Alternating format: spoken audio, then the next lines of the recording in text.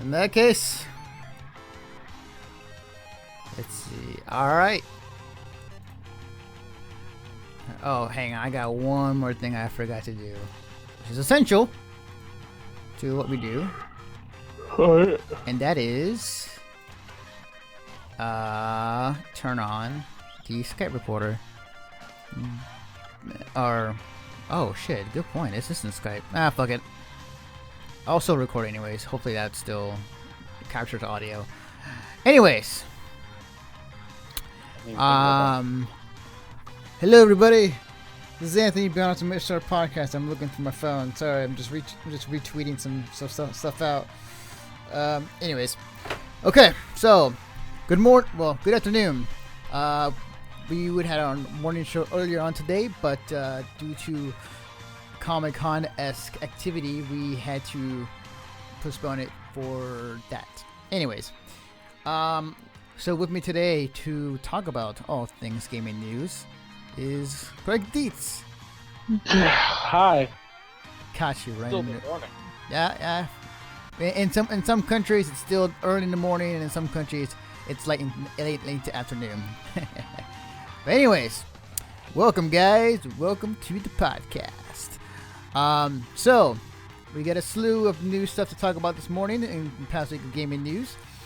Anywhere between TwitchCon being announced, the Order 1886, Capcom Pro Tour's huge pop bonus, and much more.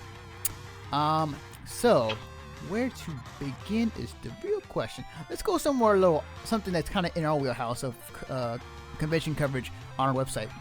So, let's see. Okay, so Twitch announces a big announcement yesterday, and I was assuming it was going to be something along the lines of like adding a buy button on the streams where somebody's playing the game, or something to that nature with Amazon.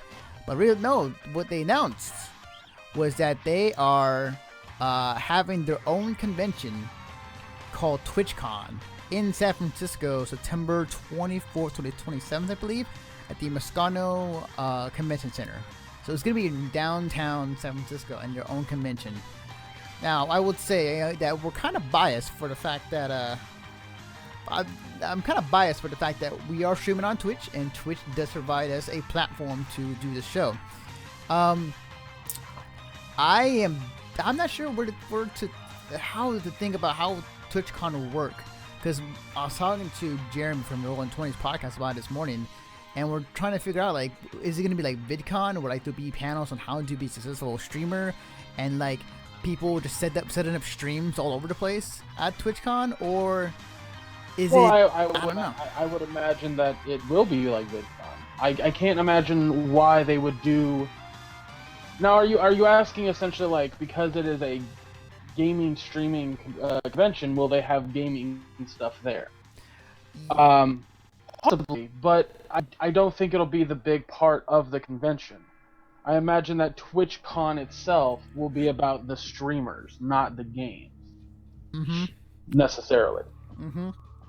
It is a bit interesting, and is it a bit different in kind of what our wheelhouse is used to, because like on our website we cover conventions of all kinds in terms like mostly anime and comic books conventions. TwitchCon is a whole entire beast on itself. It's interesting. It was funny because like our social media expert on our site told me the minute that they announced that TwitchCon is happening in San Francisco, he tells me, Anthony, we gotta go. I'm like, sure, okay. Like I wasn't sure exactly how to take TwitchCon in terms of like how it would be. So I don't know. It's weird, but it's cool. I understand it though, because Twitch is probably the best streaming service for gaming out there, hands down. Yeah. So it's different. I'm very, very curious to see how things will go. Also, Donatello just joined us in the chat. Yeah, I'll definitely. I honestly will be working very hard on making sure that I can go to TwitchCon, because, as I've stated in the podcast before, as I've stated in other times, like, Twitch has become a major part of my life, in a number of ways. And I'd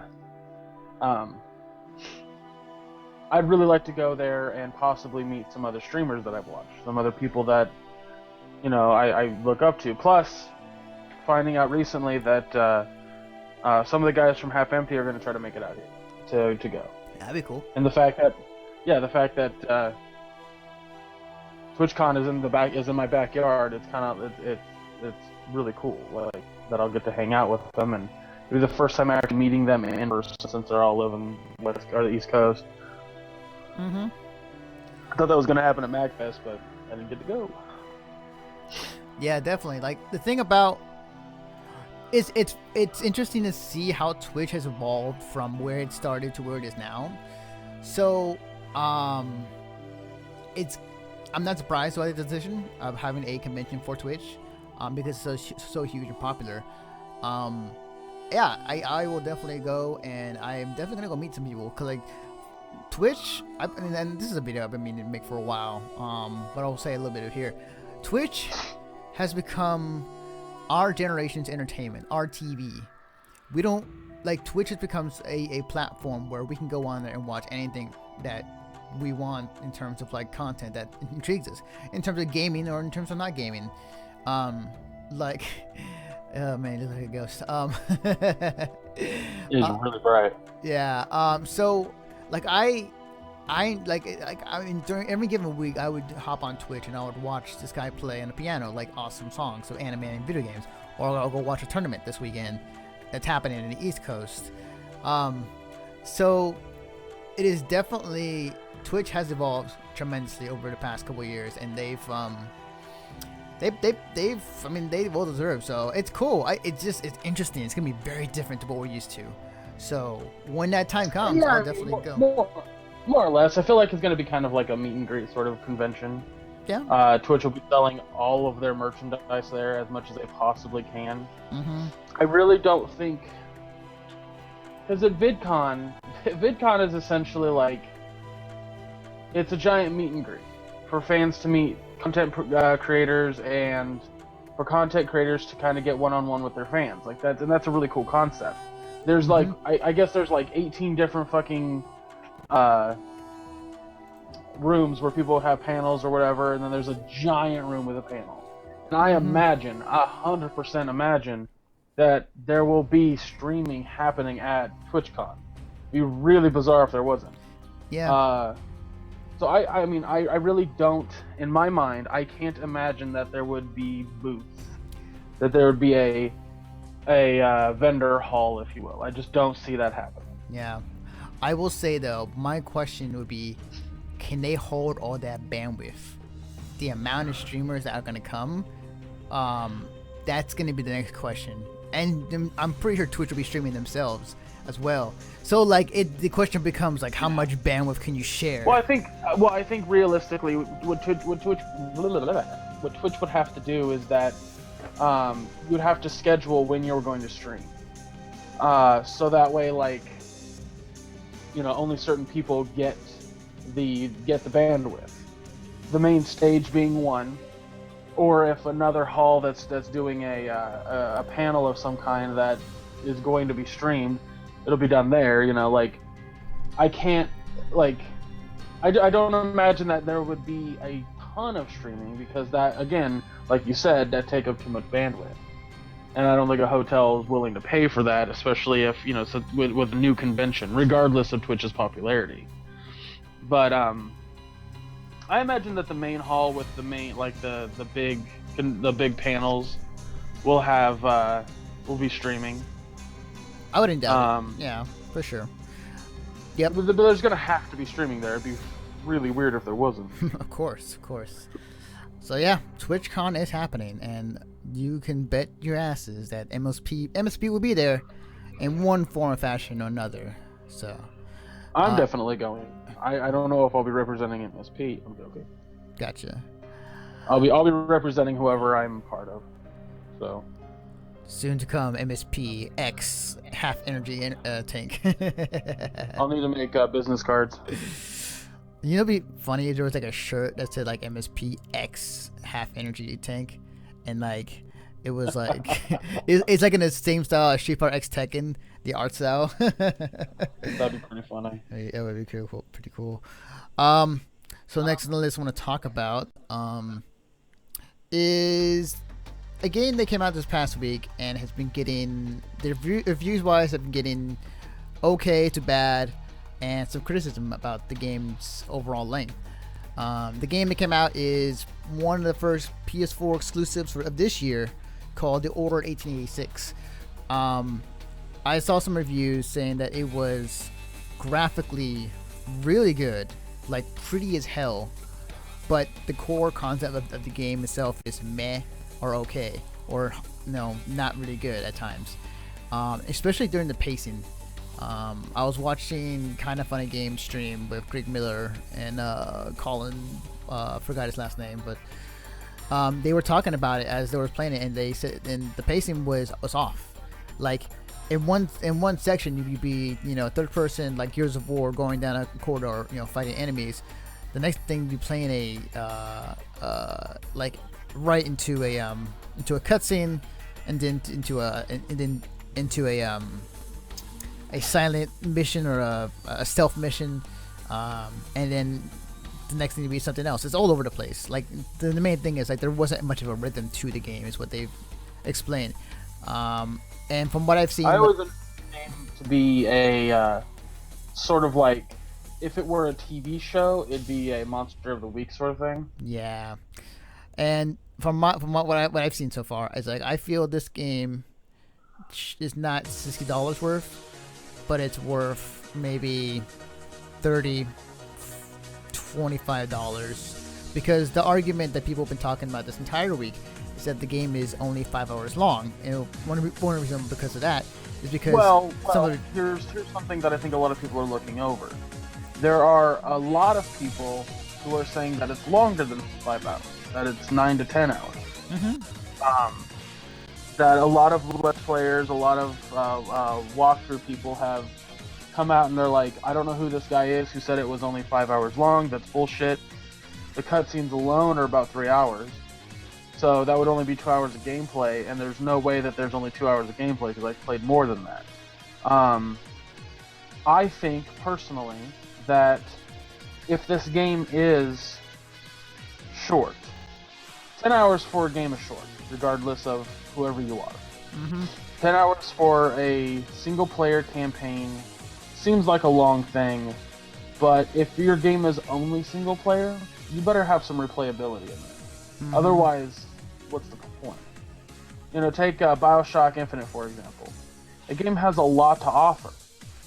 2 playthroughs can get you different, like, you can see different things. There's a ton of collectibles, but to me, even Bioshock Infinite, as much as I adore the story to that game, and I think it is utterly fantastic, even that game is not worth $60 to me. My personal rule on... sorry, I saw people in the chat. My personal rule on games is $2 per hour. So that way, if I spend $60 on a game, I want to get 30 hours of content out of that game. Now, of course, everyone's math on that's going to be different. Everyone's personal opinion on that's going to be different. But this is, again, why I rent most of my games. I don't pre-order that often unless I know for a fact I'm going to be playing the shit out of that game. Like, take Evolve, for example. I played both the big alpha and the beta. I knew I was going to play a lot of that game. So pre-ordering that game wasn't a question. But something like the Order, I've never played it. I never had the chance to play it. So I would not pre-order that game. Period. Right. That would be a dumb move. Now, in defense of... Wow. In defense of the length. Mm-hmm. I personally like the idea of a 5-hour story for a game. I see no issues with that. Mm-hmm. I love the Telltale games. Those are 2 hours a pop. Here's the thing about the 2 Telltale games, though. They're $5 a piece. Right. Short games are not an issue. Short games are not a problem. People want to sit there and go, "Oh, it's too short. No game should be that short." Well, that's not true. You can't justify the entertainment of a game based on its length. You can justify the purchasing process of the purchasing idea of the game based on how long you're playing it. You can absolutely do that. Like I said, $2 per hour. But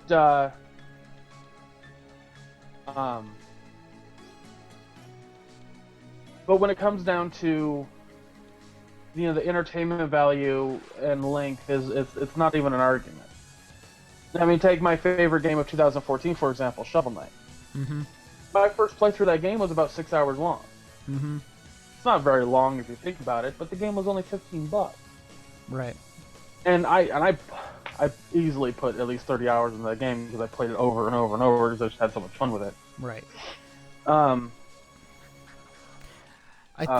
think the one thing that I think people are really getting caught up, I think the reason why this is getting so much flack is because for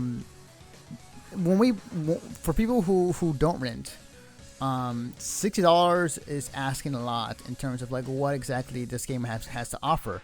If this game, the Order 1886, only offers single player for about 5 to 10 hours of gameplay worth, is that worth $60 of my money, and is that worth most of my time?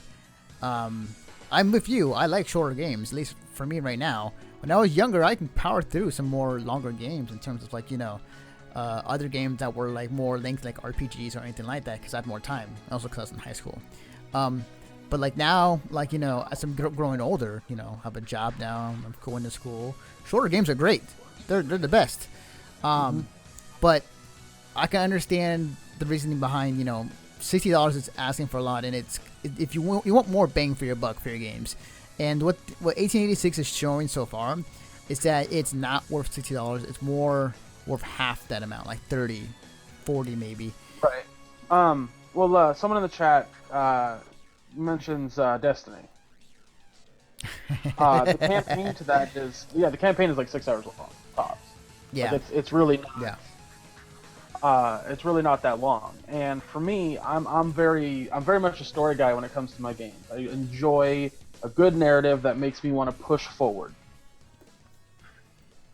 As I've discussed Destiny before on this podcast, I didn't like the game at all. I thought it was very lame. I a lot of problems with the game. But that game still earned 45 hours of my time. It still garnered 45 hours of my time. So if I do my math correctly, it gave me more than 30 hours, which would be worth the $60. However, I did put 45 hours into it, and I still don't feel it was worth the $60. I went based on, because most of that time was spent grinding and finding material. I wasn't doing anything story-wise. The world had ceased to live for me. So like that's also like, again, and the only reason I mentioned Destiny in comparison to the Order is because, or any other game for that matter, is with Destiny, I only got 6 hours of story, which was mostly entertaining. It was like 5 hours. Like, actually, I take that back, because about 4 hours in, I started to lose interest really badly, and then the line, I don't have time to explain, came up, and I was like, fuck, I'm out. Mm-hmm. Like, I've checked out of this fucking game. I'll finish it, but I've checked out. And then it ends with, like, you killing this heart of whatever, and that's it. And it's like, oh, but there was more story. We just didn't want to give it to you yet. Well, fuck you. Okay? That is not worth my time and money. You tell me I have to spend 20 fucking hours grinding, or 10 hours playing the fucking multiplayer, which sucks. That multiplayer is terrible. It is the most unbalanced thing I've ever played in my life. Like, here's the thing I want to say, because it is, if you're comparing Destiny and Order 1886 in terms of story, I get you there. But as an overall game, like, Destiny has a lot more to offer than 1886. Like, it has multiplayer in terms of having a versus mode. Sure, I'm talking about my personal worth of the game.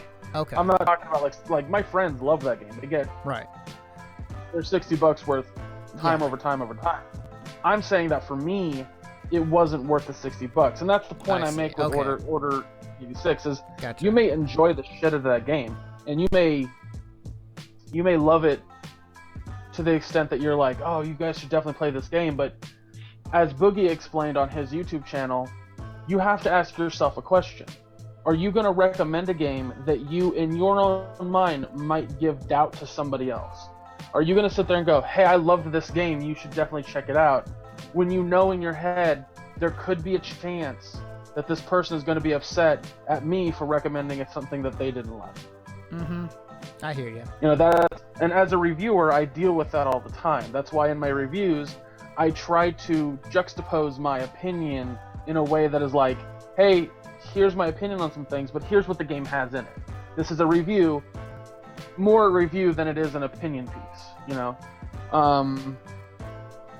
And I think with Order 1886, there are going to be major fans of it. For crying out loud, the Metacritic is, yeah, it's mostly meh, but there's a lot of positive. Yeah. So, I mean, you just have to ask yourself this: is 5 to 10 hours worth of gameplay $60 to you? Is that worth it? And if not, and you're still interested in playing the game, grab a GameFly account. It's really Here's a trick to GameFly for anyone listening. If you want a game that's coming out, and you're like, well, they're not going to send it to me right away because it's too new. Take everything out of queue and have one blank spot up for a game. Just one blank spot in your queue. Have nothing else. If you have multiple games, just make sure that there's one blank spot for a game. And you sit on that for about 2 weeks, 2 solid weeks, and they will send to you the day before it's supposed to be released. And you'll get it like the day after, which is normally what my case is. Yeah. So yeah, you could do that. Like, and if you really did enjoy it, and you want to, say, hey, I really enjoyed this game, and tell the producers about it, like, then buy it from GameFly for a discounted price. Mm-hmm. Like, I can't stress that enough. Yep. If you think pre-orders are a problem, go GameFly. If you think DLC is an issue, go GameFly. It's not difficult for people to play games and be smart about it. But instead, people want to complain about it in a very unconstructive way. Mm-hmm. And that's what's happening with Order 1886. Instead of going about it in a thoughtful, civilized, intelligent way, they're just throwing shit at the computer like a fucking monkey. But aren't we all monkeys, Greg? Aren't we all monkeys? More or less. Some of us are just able to write Shakespeare. Duly noted. So I'm going to start the Esports Minutes just a tad early, only because of two things. One, as far I looked up online for last weekend's, if there was any tournaments or anything of that nature, there weren't any.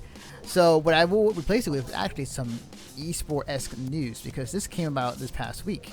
So consider this Esports Minute / still main topic, MSP type of deal. So yeah. Anyways, so I think the first thing I want to start off with is that Evo announced this past week that I believe only for Street Fighter, because as this past year, Sony is sponsoring Capcom.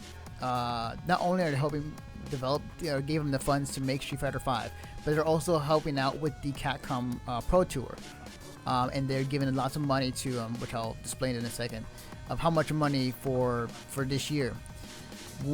So I'm not sure if this was a rumor or this was a fear, but like, if Sony or any company like Microsoft or anything that's a console-based company that is sponsoring your event, at any given time they can tell you that run only on our systems for this event, and you can't say nothing because they're supplying you with the money and resources to make the next game and whatnot. So they announced this past week that at Evo, it's upcoming Evo in Las Vegas, Street Fighter Ultra Street Fighter 4 will only be played on PlayStation 4s. This announcement came at late Monday night, or no, late Tuesday night, and I was there when they made the announcement. I'm kind of thinking to myself that in one way I understand it, and Sony has that power to do so, and they can do so. At the same time, though, people who compete in Street Fighter use all different types of ways to play the game. Some people play on pad, some played on a keyboard, some play on a stick. Last year, the Evo champion in Street Fighter was playing on a PS1 pad. On a 360. I made a meme about it. Yeah. So it was just a PlayStation 1 controller, and it said it was like Evo sponsored by Mad Catz Gaming Stick. And I don't remember the guy's name, but I said blah blah blah says that's cute. Yes. So like now the fighting game community, there are some, you have your sponsored players, you got your everyday casual player, and you got your competitive players who are kind of buying sticks and playing the game off their own dime, after whatever job they're working at. This is too late in the game to announce that we're switching to only PS4s, because here's the thing: the game for Ultra Street Fighter 4 has not come out yet for PS4 yet. It says that in March it's supposed to come out, and whether that be true or not, that gives them what, like, I mean, they don't get me wrong, people can still practice on different machines, but if on a PS4, if say the lag is different than what is they used to on 360, is a big difference in terms of like landing like a 2-frame combo, versus if you play on a PS4, if it does have lag, then they would miss their combo and it end up getting eliminated. So there are Well, let me ask you this: like, what games at Evo are using a LAN system in the first place? All the games at Evo are offline. I'm just saying, like, when I said lag, I mean like, in some games of the same version, there tends to be lag offline in terms of like how it plays versus how it plays on the 360 or other consoles. So for example, when the PS3 and 360 were playing Ultimate Marvel vs. Capcom 3, you can tell the difference between how much lag there was between the 360 and the PS3. The 360 was much better, much more efficient than the PS3 version, and the PS3 version for some reason had a bit of lag input. That means like if you push A, or if you push like punch or kick, like it would come like 2-3 seconds later, while in the 360 it came instantly, if not 1 second later. Now these are using the same type of controller with like wired connections and stuff? Yes. So That's weird. Yeah, so not all games are created equal per se. So I'm just curious to why the 360 was faster than the PS3. That I can't honestly answer that. All I know it was better. Especially when I played it, it was a lot better in terms of how much faster it was, and maybe the fact that there was maybe that we were using the more processor more. I mean, if anybody in the channel would like to answer that, that'd be cool. But essentially, with this announcement, it's forcing a lot of people did not want to have a PS4 or was planning to get PS4 are forced to get one if they want to stay competitively in the scene in terms of it's upcoming Evo. For people who are sponsored players, people who already have a good job and whatnot, this is no issue for them. They can get PS4 instantly and they can get the game and get ready for it. But for the other people, this may cause more trouble than what it's worth. And there already been announcements. Some companies out there who make modded sticks or who make adapters for people to plug in their controller will probably grab those, or they're working on it right now to be compatible with the PS4. So it's just, I understand it, but at the same time, I wish it would announce this like maybe after Evo or a year later, so that people can prepare. I feel like this is too soon. Maybe technically that's what it is, and that people are assuming that they're making an announcement that it's going to be a new thing. It is, but at the same time, like it's forcing people to buy the console early. or I mean, like, not early, but like just forcing them to buy the console in order to be competitive in this game for Evo. So it's, I think it's too soon. I think it's way too soon. I think you might be right about that. I'm just saying, like, I'm just trying to give like a reason behind it. Like, is it just simply a like, are they being sponsored by PlayStation? Like, what? Yeah, as far as Capcom's concerned, they are being sponsored by PlayStation. Evo runs a lot of different fighting game tournaments, but the most entries they have, in terms of what I've noticed for the past 5 years, or more than that actually, has always been Street Fighter in some capacity, whether it be Street Fighter Third Strike, Street Fighter 4, Ultra Street Fighter 4, Old ST. Like, Street Fighter is the main head honcho of the game that's most entered. So, and it's the one that's being showcased at the Capcom Pro Tour Cup as well.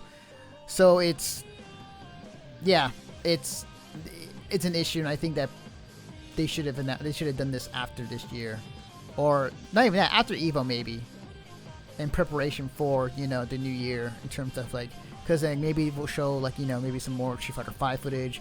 They have more time to prepare, because like, a lot of the FGC they're not as wealthy as some people think. Most of the FGC is the Guile family man, in terms of like money financially. Like, we have jobs. We're not rich. Right. So that was a big thing that happened this week, and we'll have to wait and see in terms of like, how it will play out. But yeah, that's what's happened with that.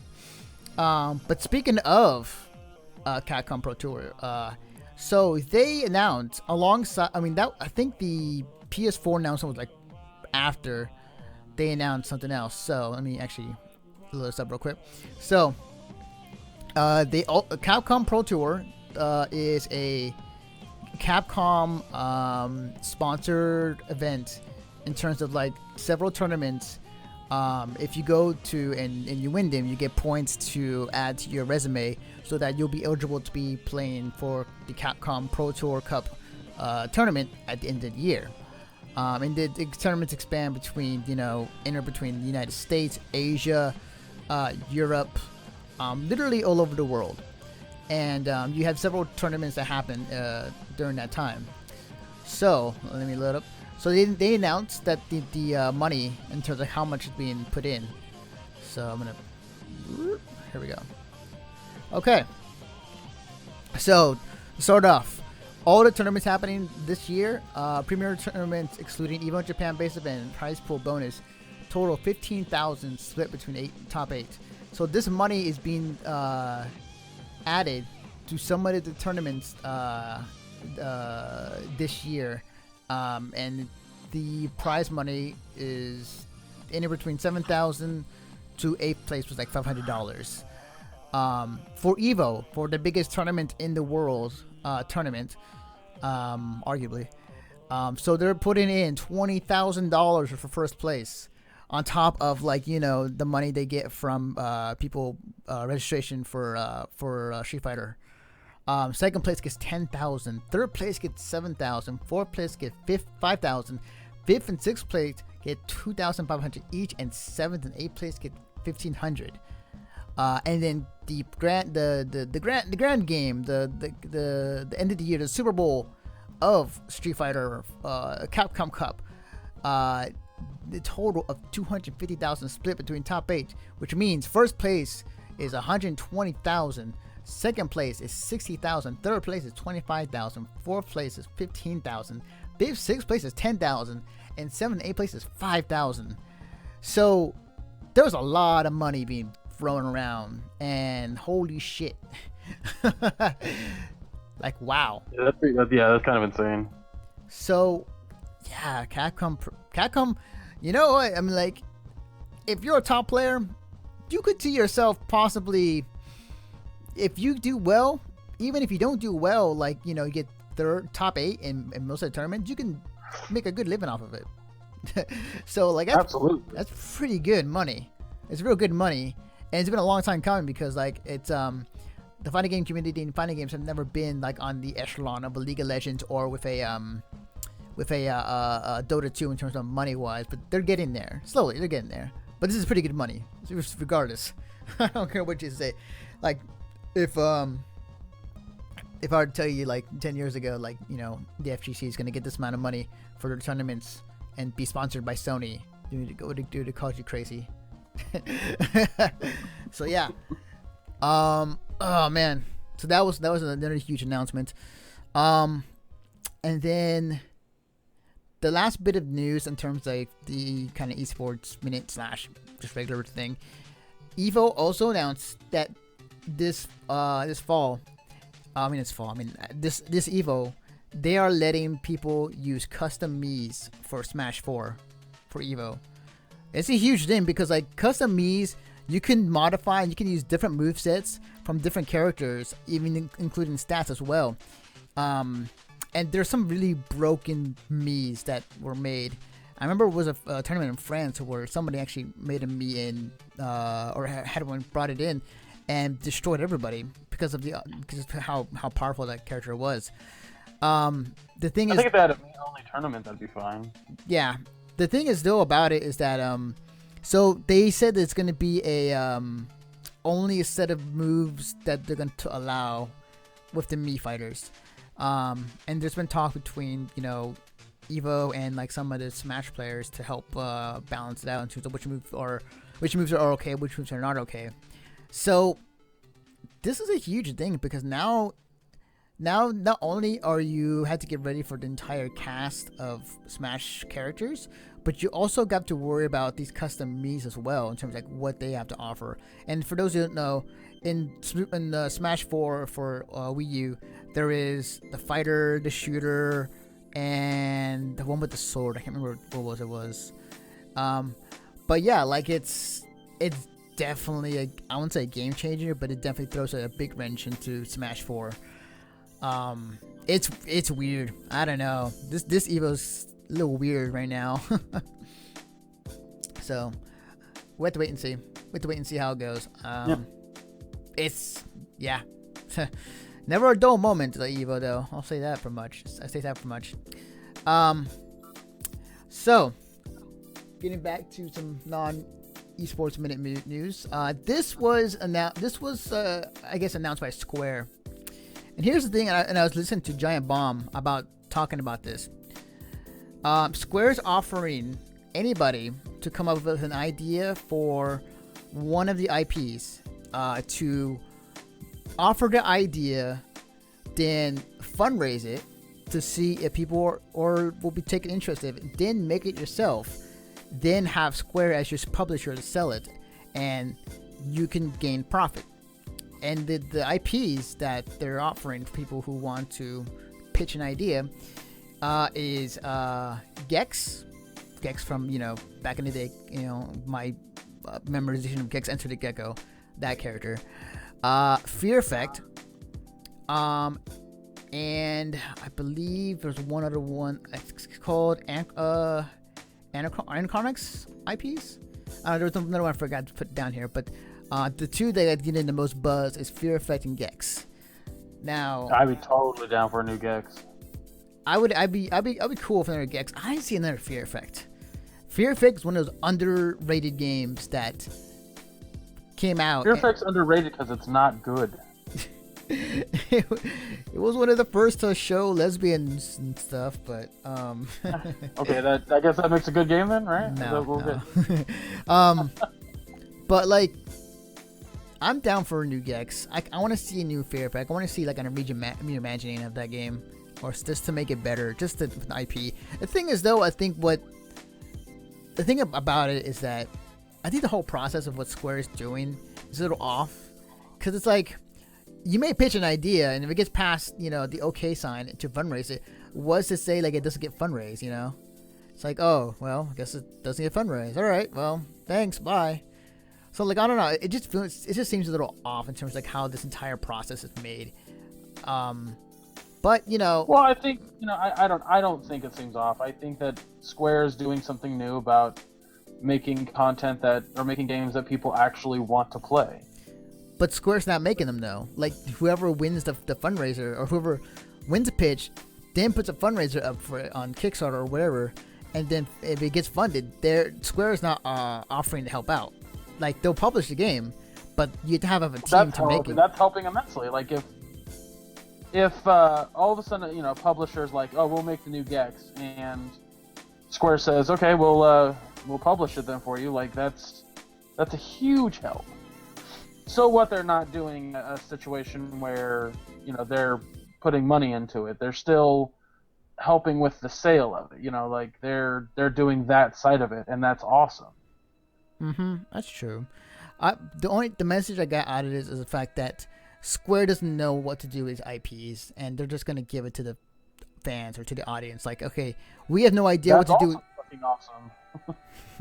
But it is kind of telling just from Square, in terms of like, you know, I don't know. It's just so many things I don't like, but I can understand like some of the things that are cool. So, I don't know. It doesn't seem very weird to me. Like it seems like a smart idea from Square to take these IPs that they have property over and doing something smart with them. Like it doesn't. Because let's put it this way: Square's not in a good place at this exact moment. Yeah. They even if it was just one person at Square that was like, "Hey, we have this new IP and we want you guys to produce it, but we're not going to throw any money at you because, you know, we're broke, so, you know, use what you guys already have and then just make a game and we'll put our name behind it." That doesn't sound like a bad thing to me. Yeah. I get that side as well. I don't know. To each their own. So there's another topic I forgot to put down here actually. This past week, people noticed that the license or the name, The Last Guardian, that game that was shown at E3 5 years ago? I can't remember. Yeah.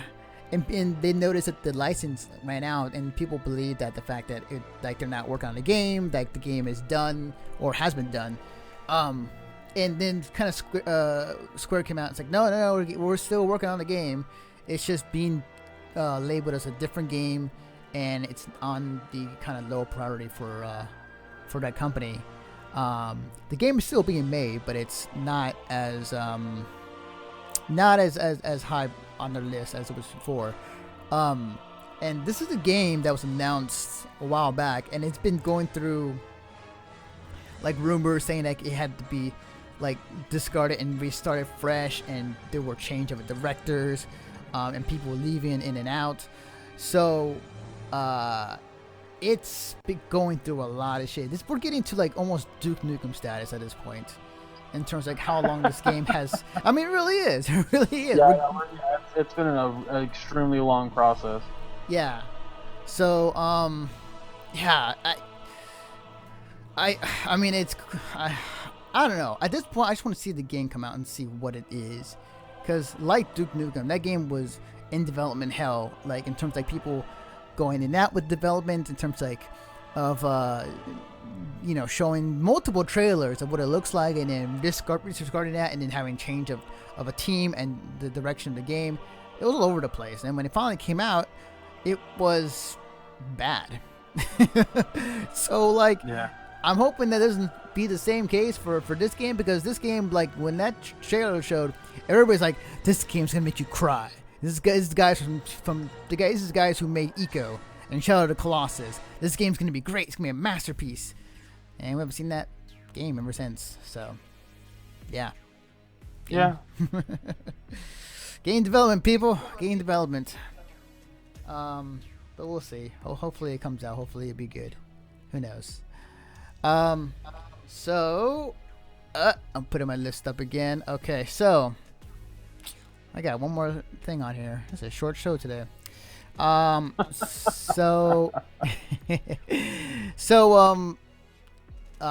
This past week, there's been rumors saying that in the new Mortal Kombat X game, they're gonna have guest characters, two of which one was rumored to be the Predator from the Predator movies, and the other one was rumored to be Spawn from the Spawn comics, which the creator of Spawn talked about him being in the Injustice game about it as well, when Injustice was in the making, and that didn't happen. But they were still in talks with him in terms of like, what the Spawn character itself. So, I would love to see Spawn back in a fighting game. I played the crap out of him in Soul Calibur 2. Spawn's a really cool, badass looking character, and I like to see. He would fit really well in the Mortal Kombat X universe. Yeah, that'd be pretty cool. Predator is, I don't know. That's kind of he fits, but it's a weird fit. Like, okay, now hold on. Let's back this train up a bit. Okay. Why is Spawn okay, but Predator isn't? Because Spawn is in a universe where, at least in his kind of comic books, like he's already in that type of violent universe. Like, you know, So is Predator. I know, but Predator, it's just kind of weird to wrap my head around. Like, well, actually, I can't put it past them because they put in Freddy Krueger in Mortal Kombat 9, so I can't put it past them to think about taking other movie characters as well. Also, if he's not part of the main story, then it's fine. Like that would be weird, and I would be total on board with like, oh well, having fucking, you know, this character from a completely different universe and franchise in the storyline of this game. Now that's strange. I would totally understand that, but that is absolutely what is not happening here. Okay. I mean, it's just a little weird for me. I don't know. I can't, when I think of Predator, all I can think about is like Arnold Schwarzenegger fighting him like shirtless in the mud, and it's just like, when I first saw him, it's like, you one ugly motherfucker. You know, there's other Predator movies, right, where that's not the case? I know. There's other Predator movies for sure, and there's been a ton of games of Alien vs Predator in arcade and whatnot. I'd like to see other fucking like characters in horror movies. Like oh my god, Predator's perfect for Mortal Kombat. I just, again, for the main campaign, I don't think he's a good fit. For just for Mortal Kombat itself, he's perfect. Mm-hmm. I guess his whole like thing is about fucking killing. That's true. I bet like one of his fatality moves, he'll just grab you and just like initiate the self-destruct sequence. That'd be cool. And he laughs, and he laughs the entire time. That'd be great. I'll wait and see. I'll say this. I'll see how it turns out. I want to see what he looks like, because they did change how Scorpion looked in Mortal Kombat. In Injustice, and that was a cool look. So I want to see what he looks like in this game, whether it be the classic style or like maybe some different cool style they put him in. Same with Spawn. I can't imagine that they change his look too much, because it's, you know, you want to keep the iconic character for for your game. I imagine it'll kind of be like what was done for Mike Myers and the what the hell is the name of that game that I don't like? You talking about I think it's Advanced Warfare. Oh, okay. No? No. The one before that. Whatever. It's a fucking Call of Duty game. I've seen my brother-in-law play it, and what's cool about that is like a player can become Mike Myers for, you know, a short period of time. That's a really fun idea. You know, having a player look like him, but it's, you know, and it's not a fucking Call of Duty-esque version of him. It's fucking Mike Myers running out with a goddamn butcher knife. Right. Like, and so for if they, like, because when they added Freddy Krueger to Mortal Kombat 9, did they add a weird fucking thing to him that made him look more like he was supposed to be in the Mortal Kombat universe? No, he looked like goddamn Freddy Krueger. I want that for Predator. Right. Yeah, we'll see. I want to see the trailer. That's what I want to see. But like, this is all rumored though, so who knows? It may or may not be true. So we'll see. I hope it is. That would be, oh my god, that'd be so perfect. Mm-hmm. First. But I think with that, I think we're gonna end our show a little early. I mean, it's early, it ain't too bad to be honest, but yeah. Anyways, thank you, Greg, for joining me for this podcast. Before we go, where can I find you on the internet? I have a few places you can find me at. You can follow me on Twitter at ChubRockGeek. You can follow me on YouTube, which is youtube.com/ChubRock. God, what else? What else is there? I mean, there's the articles I write. I do a Wednesday show for Half Empty Energy Tank, which is twitch.tv/halfemptyenergytank. I'm going to be doing this upcoming Friday, I'll be streaming as well for them.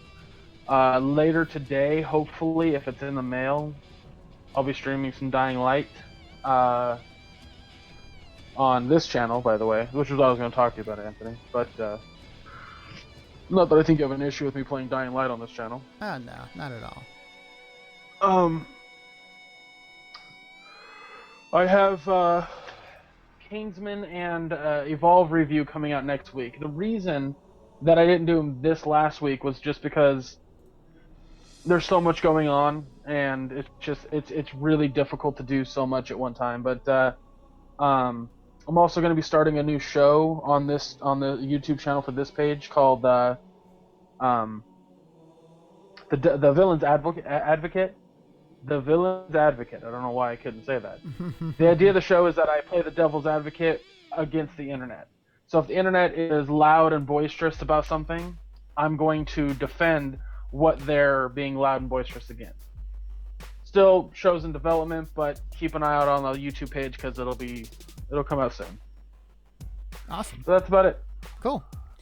I'm gonna switch over to me now.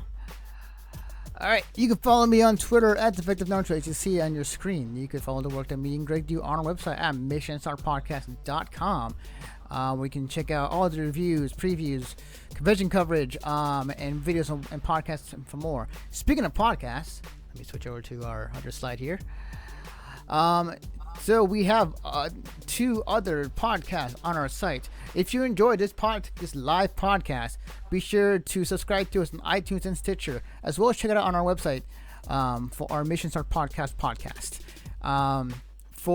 If you enjoy convention talk, if you enjoy people who go to anime conventions or any convention of that nature and talk about their good times, what they had, please go check out The Conover, which you can also subscribe to on iTunes and Stitcher.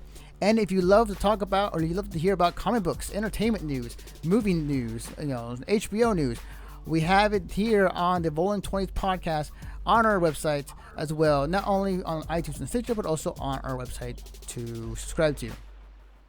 Also, other cool shit. Anyways, we'll see you guys next time.